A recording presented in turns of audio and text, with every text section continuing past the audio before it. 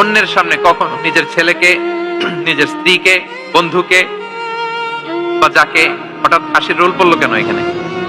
কিছু তো অন পড়ে গেছে নাকি কথা নিজের জীবনের সাথে? অন্যের সামনে এইভাবে আমরা যেন কারেক্ট না করি। কাউকে সংশোধন করতে চাইলে আল্লাহর হাবিব সাল্লাল্লাহু আলাইহি সাল্লামের দেখানো পথেই যেন আমরা সংশোধন করি। কেউ ভুল করলে শুধরানোর নিয়ম হচ্ছে সে যে ভুলটা করলো এটা যে ভুল এটা জানানো, যে অনেকে এরকম এরকম বলে, আসলে এটা ঠিক না। যখন ওই যে ভুল করছে সে যখন শুনবে, তার নাম তো আর বলা হয় নাই, সে তো বুঝে যাবে এটা তো আমি ভুলটা করছি, ফলে আমি শুধরে গেলাম, ওই লোক শুধরে যাবে।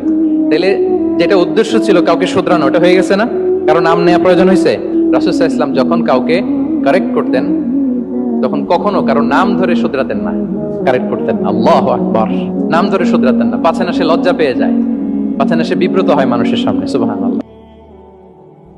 আমাদের আসল পরিচয় কি বলেন? মুসলিম।